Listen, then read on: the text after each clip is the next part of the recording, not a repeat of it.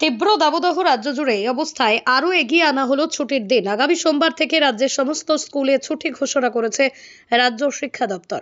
ইতিমধ্যে স্কুলে স্কুলে ছুটি ঘোষণার নোটিশও দিয়ে দেওয়া হয়েছে। কবে স্কুল খুলবে তা পরে জানিয়ে দেওয়া হবে, কিন্তু আগামী ছুটিতে মোটেও খুশি নন বাঁকুড়ার অভিভাবক থেকে শুরু করে শিক্ষক সংগঠনের নেতাদের একাংশ। অভিভাবকদের তরফে দাবি করা হয়েছে এই মরশুমে দাবদাহ চলতেই থাকবে, এটা জানা বিষয়। স্কুল ছুটি দেওয়া মানেই সমস্যার সমাধান, এটা কোনো বিষয় নয়। এক মাসের বেশি সময় ধরে এই ছুটিতে ছাত্রছাত্রীদের ক্ষতি হবে। এমনিতেই এই সময় বাঁকুড়া জেলার প্রায় সব স্কুলেরই সকালের দিকে স্কুল খোলা থাকে। তেমনই পরিস্থিতি হলে ছুটির সময়টা কিছুটা এগিয়ে আনা যেত। একেবারেই ছুটি দিয়ে দেওয়া এটা কখনোই কাম্য নয়। অনেক অভিভাবকই আবার জানিয়েছেন, একবারে স্কুল ছুটি দিয়ে দিলেন অনেক সমস্যা হবে, কারণ অনেক পড়ুয়ার কোনো প্রাইভেট টিউশনই থাকে না। গরম তো প্রত্যেক বছরই তো গরম পড়ে, এবছরও পড়েছে। তো গরমের জন্য যে স্কুল সোমবার থেকে ছুটি হয়ে যাবে এটা কিন্তু আশা করা যাচ্ছে না। বাচ্চাদের পড়াশোনার ক্ষতি, তারপর সবাই তো প্রাইভেট দিতে পারে না, স্কুল থেকে অনেক অনেক বাচ্চারা শিখে, সেই শেখাটা তো বন্ধ হয়ে যাবে। কি মনে হয় স্কুলের টাইমটা কি কমিয়ে দিলে কি সুবিধা হতো? স্কুলের টাইম কমিয়ে দিলে সেই রোদ তো আর কমবে না। না, প্রচুর পরিমাণে সমস্যা। গরমকে উপেক্ষা করে ওদের স্কুলটা মর্নিং সেকশনে করা যেতেই পারত, কিন্তু ছুটি দিয়ে দিয়েছে একবারে 2রা জুন পর্যন্ত। অতএব এক মাসের উপরে ছুটি দিয়ে দিলে বাচ্চাদের পড়াশোনার প্রচুর পরিমাণে ক্ষতি। তাও মানিয়ে নিতে হবে, কিন্তু বাচ্চাদের এত ক্ষতি করে মনে হয় এতটা ছুটি দেওয়াটা উচিত হয়নি। তারা পড়াশোনা কি মনে হচ্ছে, পড়াশোনা কোন দিকে এগোচ্ছে? পড়াশোনা এগোচ্ছে ছেড়ে স্কুল না খোলা থাকলে ওরা মোটামুটি পড়াশোনাটা মোটেই করতে চাইছে। স্কুলটা খোলা থাকলে ওদের পড়াশোনাটা মোটামুটি চলে। স্কুলের ছুটি এগিয়ে নিয়ে এসে টানা এক মাসেরও বেশি সময় ধরে ছুটি দিয়ে দেওয়ার এই বিষয়ে খোদ পড়ুয়ারা পর্যন্ত অসুবিধায় পড়েছে। এতে করে পড়াশোনার অনেক ক্ষতি হলো বলেই তারা জানিয়েছেন। খুবই খারাপ লাগছে, কারণ আমি বাড়িতে যতটা পড়তে পারি না, অ্যাকচুয়ালি যতগুলো অঙ্ক আছে সেগুলো ভালো করে বুঝতে পারি না, খুবই অসুবিধা হয়। গরম তো আছে, গরমে কষ্ট হয় না স্কুলে আসতে? কষ্ট হয়, কিন্তু স্কুলে অনেক পড়া হয়।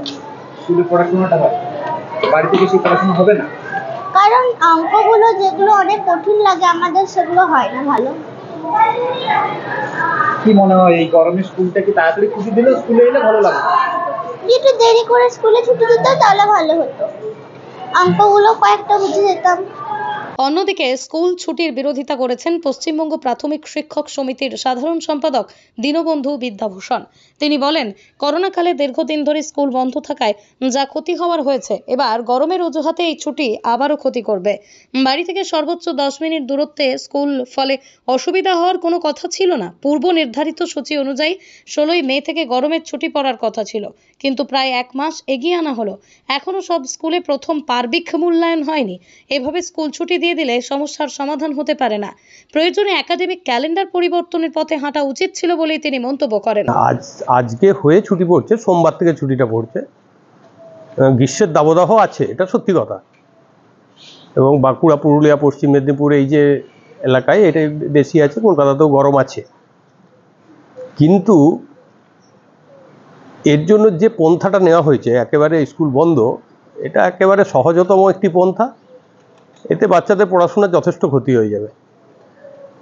এটাকে আরও মোকাবিলা করা যেত, মর্নিং করা যেত। মর্নিং সমস্ত জায়গায়, বাঁকুড়ায় যেমন মর্নিং চলেই, আরও কয়েকটি জেলায় চলে। তো এটাকে আরেকটু টাইম স্প্যানটাকে কমিয়ে আনাও যেত, 9টা পর্যন্তও করা যেত। এবং বাচ্চারা তো এখানে ছোট ছোট ওই পাড়ায় পাড়ায় তো বাচ্চারা আমাদের, স্কুল ছুটির পরে তাদের বাড়ি যেয়ে পৌঁছাতে খুব জোর হলে 10 মিনিট সময় লাগতো। তাতে মনে হয় খানিকটা মোকাবিলা করা যেত, আর একটু দেখা যেতে পারতো। আমরা এই ব্যাপারটায় খুশি নই। কতদিন আগে ছুটিটা পড়লো? অনেক দিন, আর হিসেব করা যাচ্ছে না, অনেক দিন। 16 তারিখ থেকে পড়ার এমনি কথা ছিল, 16ই মে। তার এবার ইলেকশনের প্রেক্ষিতে 6 তারিখ থেকে পড়বার একটা অর্ডার হয়েছিল, সেটা তাহলেও ঠিক ছিল। আবার এখন আরও তো আগিয়ে এলো, এপ্রিলেই হয়ে গেল। এখনও সব স্কুলে মূল্যায়নটা, প্রথম পার্বিক মূল্যায়নটাও শেষ হয়নি।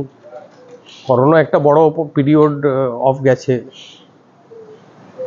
সমস্যা, এডুকেশনের একটা সমস্যা। এবং বাচ্চাদেরকে নার্সিং করার, যেটা সকালবেলায় এসে শিক্ষকদের সঙ্গে থাকা, এবং এমন কিছু কিছু নয়, একটা বড় অংশের এলাকা আছে যেখানে শিক্ষকরাই তাদের মানে অভিভাবক বা সেইভাবেই তারাই যতটুকু যা করে, এরকম অনেক এলাকা আছে। হয়তো শহরাঞ্চলে এর এফেক্ট খুব একটা পড়াশোনার হয়তো পড়বে না, কিন্তু বাকি এন্টায়ার ওয়েস্ট বেঙ্গল তো ভাবতে হবে।